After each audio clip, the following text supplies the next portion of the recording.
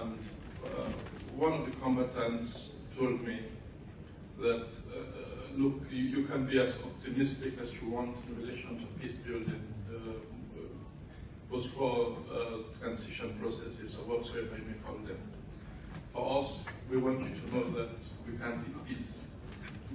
And he said it's in French, on moi je parle paix. Yeah.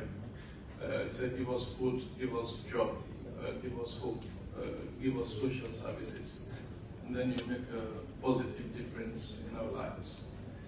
And I saw that very noticeably in a book we recently published alongside my brother there, Festus, Visit to Tunisia. Just after the revolution, the Arab Spring, I engaged young people in the streets of Tunis and other parts of the country. And they were very hopeful. They were very suggestive and prescriptive in terms of how we want to approach governance moving forward. In 2019, I engaged a lot of those that I met earlier. And they told me that, look, there was a transition process. We were not even on the table after all we did. There was only one tokenistically brought in young man. We were kicked out. In fact, we have been continuously infantilized and instrumentalized by political elites.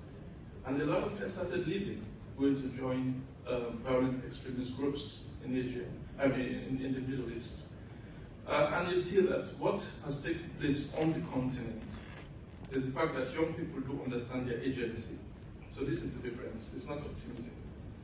They understand their agency. They know they have the power to mobilize the challenge states. So that's the nature of our book, youth-led social movements and peace building in Africa.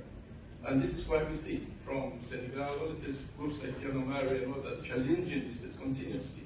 So the relationship that has evolved is very contentious between the states and political elites. It's not peaceful, it's not productive. It's one that is marked by lack of trust, lack of hope, fear, doubts, and the courage is becoming much more obvious. So these are things that we have to note, continuously study, and see how we can come up with solutions that will be very pragmatic and achievable within the short, immediate term. And on the final note, I'm glad the ambassador of the European Union is here. I am currently evaluating a program called MASI, the Maritime Security in the Western Indian Ocean. And it's good you're also familiar with Madagascar. What I saw is a willingness, commitment, and dedication on the part of nations, Mauritius, Seychelles, Comoros, Madagascar, to come to terms with the fact that they cannot deal with maritime insecurity if they work in isolation, but only if they constructively approach each other and use an integrated approach will they be able to deal with this threat. And it's funded from the European Union, 45 billion euros. All the positive differences have been made. There's a lot of deterrence. Criminality in that region is going down.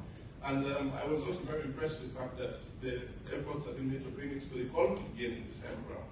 So we'll see what the difference will be when those countries work together as against our West Africans will use that initiative to make a positive difference in the lives of our people. And it all boils down to leadership. What we have are people who have used their states to enrich themselves and their families, with very minor differences and exceptions. And what the continent needs are leaders who will want to leave their footprints on the sands of time. This is what has been lacking for a while. So I'm also quite glad that we have President Nkrumah here. I'm proud of his achievements and what he did with young people in Sierra Leone, and I hope other leaders on the continent will follow his footsteps and examples. Thank you very much. Sorry, Ibrahim, where are you from? Sierra Leone. Sierra Leone.